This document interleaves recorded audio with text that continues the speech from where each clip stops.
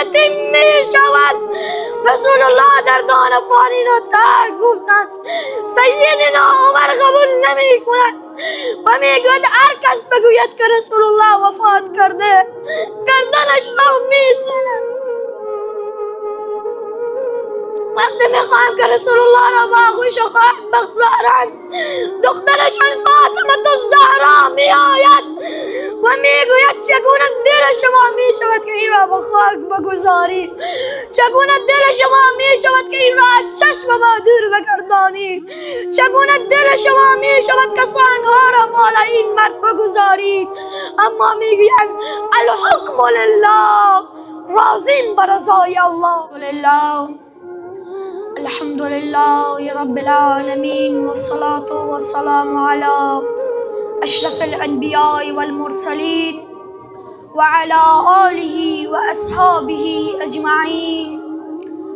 اما بعد، خدمت شما استادان گرامی و شما نونهالان مرکز علوم قرآنی شهید دکتر محمد ایاز نیازی، السلام علیکم و رحمت الله و برکاته.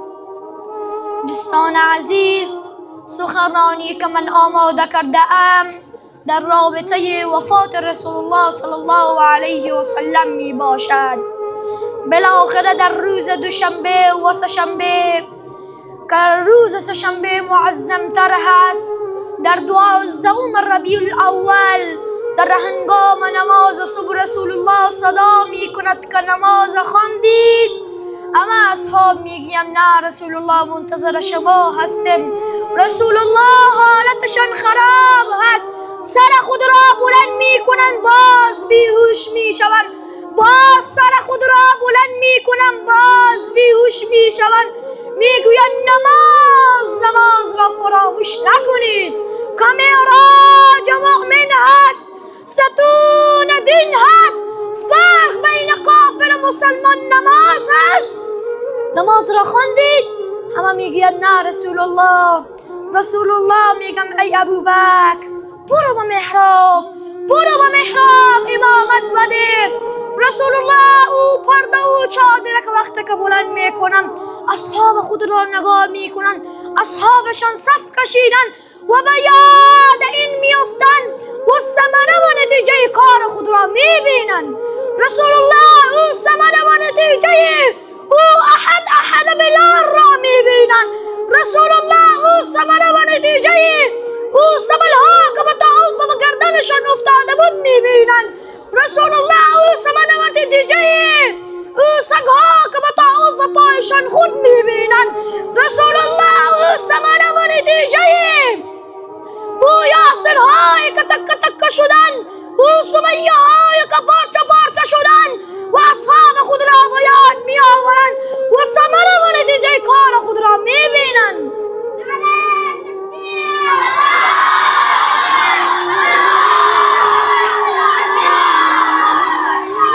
و در آخر از تمام ازواج مطهرات اجازه می گیرند و می گویند میخوام لحظه اخیر با آغوش مادرم شما عایشه صدیقه سپری کنم.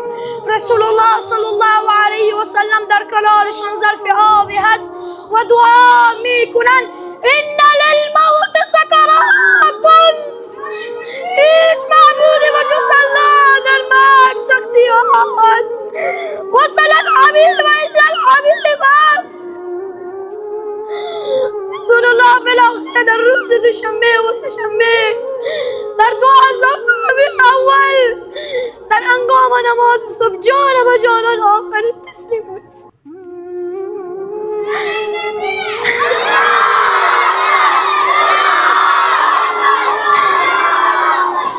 اینجاست که همه مدینه ماتم می شوند، قمند تمام مدینه را بر می دارند، همه جا یتیم می شود. رسول الله در دان فانی را ترک گفتند. سیدنا عمر قبول نمی کند و می گوید هر کس بگوید که رسول الله وفات کرده گردنش را می زند. بالاخره رسول الله طلحة الانصاری عرف می شوند، هیچ کس جلو نمی شود که با رسول الله نماز جنازه بخواند. اول بزرگان می آیند، بعد دو جوانان، بعد از او اطفال، اما به نوبت خود می آیند به رسول الله نماز می خوانند و گریه و الوداع دارند. رسول الله در دان فانی را ترک گفتند.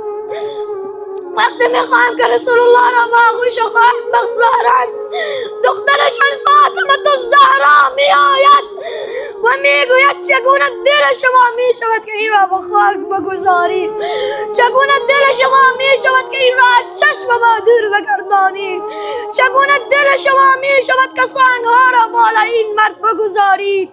اما میگویم الحکم لله، راضین به رضای الله. السلام علیکم و رحمت الله و برکاته.